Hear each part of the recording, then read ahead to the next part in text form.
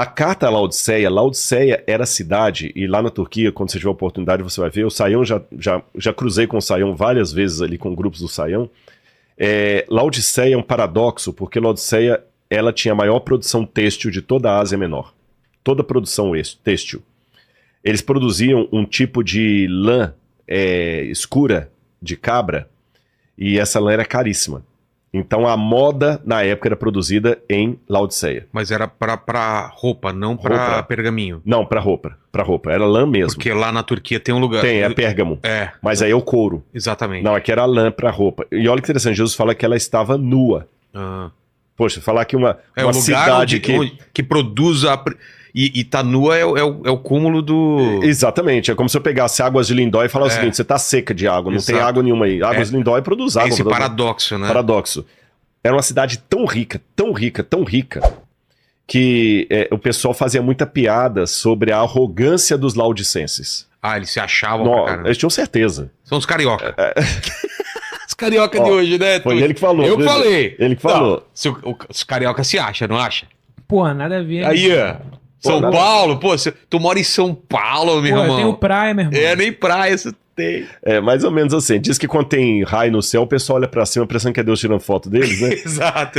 Laodiceia Não é lindo lá, né? Vamos falar o quê? É lindo. E Laodiceia também era bonito. Era bonito? Linda. Uma cidade...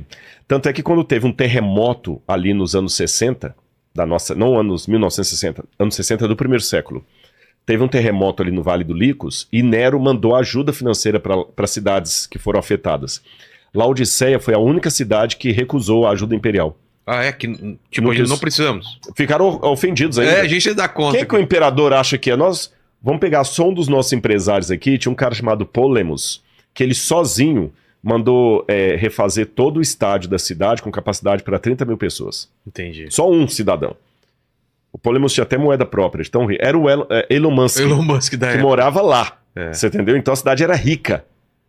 Produtora de têxtil, de tecido e rica. E Jesus fala que ela era pobre e nua. E para completar a ironia da carta apocalíptica, Laodiceia tinha a maior escola de oftalmologia de toda a Ásia Menor. Naquela época? Naquela época. Inclusive faziam operação de catarata, faziam várias cirurgias. Essa aí é Laodiceia. Essa aqui, inclusive a colunata de Laodiceia. Isso aqui a cidade também tem Dicamanos e Manos. São as duas ruas principais. Vias. Essas colunas que o pessoal está vendo aí, do lado ficavam sempre lojinhas. Entendi. Inclusive, por coincidência, você pegou uma foto, não vai dar para mostrar aqui, mas ali entre as duas colunas do meio ali, tem uma coisa bem preservada lá, o dia que for eu vou te mostrar. Sei. Que é como se fosse um jogo de gamão na porta ainda da época. Sei. Que a galera sentava e ficava Você jogando. ficava jogando ali, da época. Então, hoje tá tudo destruído, mas na época isso aqui é como se fosse a Quinta Avenida de Nova York. Entendi. Nós achamos Eliseu lá de Paris, movimentada, riquíssima. Então, uma cidade rica, produtora de colírio para óleos, produtora têxtil, e Jesus fala que ela era pobre, cega e nua. Porque isso representa o cristianismo hoje. O cristianismo hoje, é lógico, tem muitos cristãos ainda sofrendo ao redor do mundo. Você já ouviu falar na Janela 1040? Não. Janela 1040 é o quadrante do mundo onde tem os países mais hostis ao cristianismo. Onde ser cristão nesses países é querer morrer. Afeganistão, por exemplo, o Tibete, vários desses países assim que não aceitam o cristianismo de maneira... O Iraque, China, sabe? Onde você... Ou alguns com maior... lei de proibição, outro menor. Mas lugares terríveis. Você vai para o Paquistão, por exemplo, o cristão sofre lá, são mortos, igrejas são queimadas. Todos os cristãos, seja católico, protestante, evangélico, e os missionários que vão para lá são muito raçudos, porque eles vão enfrentando o risco de vida. E, embora esses lugares os cristãos sejam muito perseguidos, e também aqui no mundo ocidental, um cristão conservador também sofre oposição nas universidades públicas, por exemplo, tem muitos relatórios de cristãos sendo ridicularizados por sua fé, por serem conservadores, etc.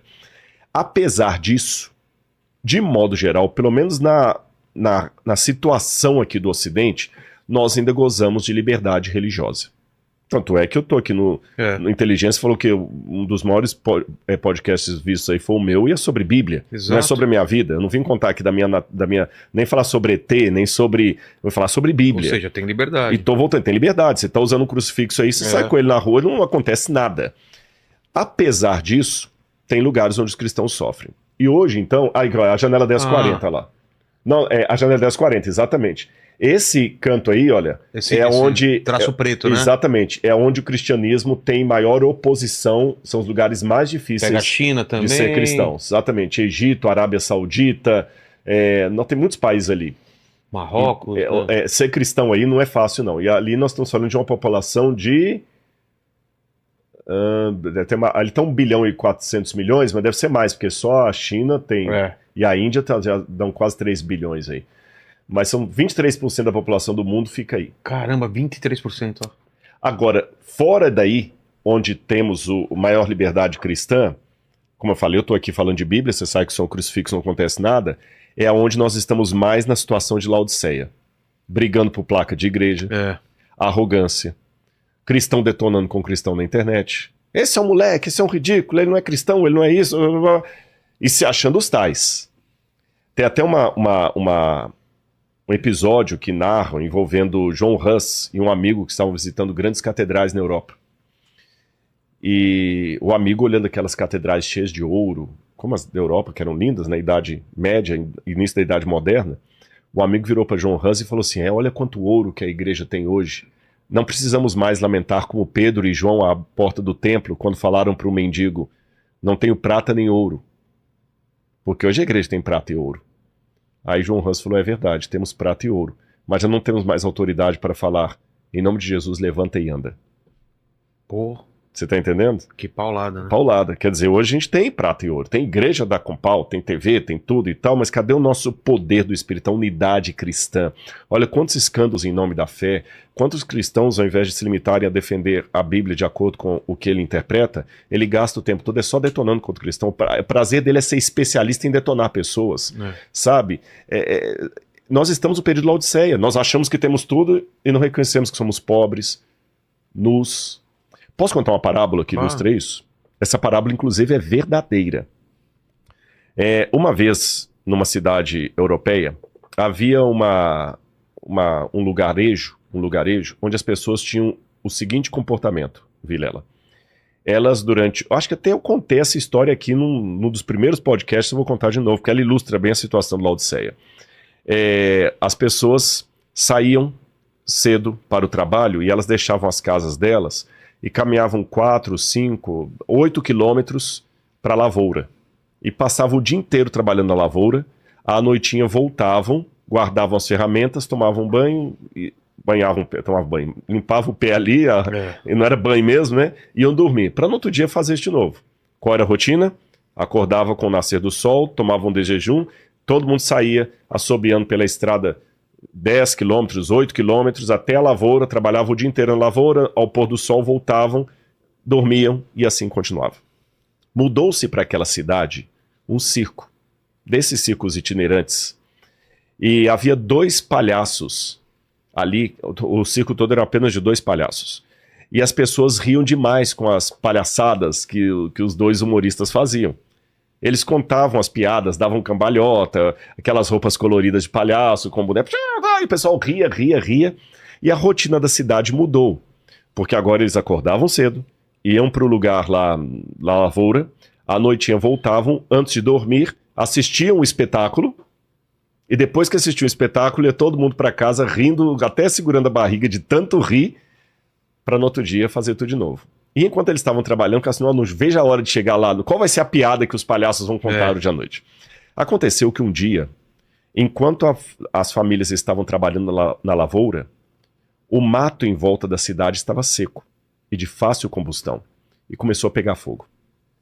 Os palhaços estavam no circo se aprontando para o show, maquiando, colocando nariz, a peruca, aquela roupa colorida, quando um olhou pela janela e falou assim, tá sentindo cheio de queimado? O outro, eu tô. Tá pegando fogo! O fogo tá alastrando, vai chegar na cidade. Então vamos apagar o fogo. Não dá para apagar o fogo, a gente tem que chamar o pessoal para ajudar. Só nós 2 não damos conta. É verdade, então vamos chamar o povo. Vamos tirar a roupa. Não dá tempo. Até a gente tirar toda essa roupa aqui e tirar a maquiagem, já queimou tudo. É. Vamos assim mesmo. E lá foram, Vilela, os dois palhaços, estrada fora, gritando e gesticulando. Vestidos de palhaço. Quando o povo da lavoura viu, o que você acha que aconteceu? Ninguém levou a sério. Pior, não só não levaram a sério, quando começaram a rir. A rir, claro. E quanto mais os palhaços gritavam, fogo, fogo, Mais engraçado mais engraçado ficava. E a história diz que o fogo pegou as casas, o trailer, o circo, a perda foi total. Todos perderam tudo. Jesus, quando contava uma parábola, perguntava ao auditório: o que vos parece? Onde está o problema? Com a mensagem ou com os mensageiros? Vilela, você que já fez muito stand-up e tudo mais, você fazer o humor no palco, tudo bem, não tem problema nenhum. É. Agora, o problema é quando eu não tenho uma vida coerente com aquilo que eu digo acreditar. Perfeito. Aí parece uma piada. Eu falo que Jesus em breve voltará, mas eu não vivo como alguém que está esperando Jesus voltar. Eu falo que Jesus mandou amar ao próximo como a si mesmo e eu só uso a minha influência na internet para detonar com pessoas. Onde é que está o amor que Jesus mandou? Onde é que está o amor? Tem pessoas que são especializadas em denúncia. Eles não são especializadas em amar. Eles querem, ao invés de apenas anunciar a verdade, eles só querem combater o erro. Há uma diferença. É. Eu quero anunciar a verdade ou eu quero combater o erro? Ah, a mesma coisa. Não é. Porque dependendo da ênfase, tem pessoas, por exemplo, que falam mais do diabo do que de Jesus. Ele quer tanto combater os ardis de Satanás. Uma vez teve um pregador que um irmão chamou e falou assim: pastor, nós temos que denunciar os ardis de Satanás, irmão. Tudo bem, pastor, temos que denunciar os ardis de Satanás. Mas o senhor já notou que no seu púlpito, eu contei, o senhor citou só no último sermão 118 vezes a palavra diabo e Satanás e apenas 4 vezes a palavra Jesus. Então, quando eu sou especialista em denunciar, eu acabo nunca anunciando a verdade, porque eu estou ocupado demais só em denunciando o erro, só em criticando pessoas. Aí, quem não é da Bíblia, quem não é da igreja, olha para mim e ri. É. Porque eu falo que eu acredito em Jesus, eu acredito no amor, eu acredito na volta de Jesus, mas eu não vivo como quem está esperando a volta de Jesus. Então eu sou como aquele palhaço tentando alertar o mundo de um incêndio sério. Eu pareço apenas um stand-up, que tem o seu lugar no palco. Você contando uma piada de humor no palco, eu vou dar risada e vou achar legal. Mas fora desse contexto. Mas fora desse contexto, então você entendeu o problema? Claro. Laodiceia é isso. Laodiceia é o povo perdendo aquela... É até interessante Essência. que a palavra Laodiceia, laos em grego, significa povo. Não é a palavra leigo. Dikeia significa justiça. A deusa Dikeia é a deusa da justiça. Então Laodiceia seria a justiça, o juízo do povo, ou o povo que julga. Pessoal, bem interessante esse corte, hein? Se você gostou, não se esqueça de se inscrever no canal, dar o like e deixar sua opinião nos comentários. Até a próxima!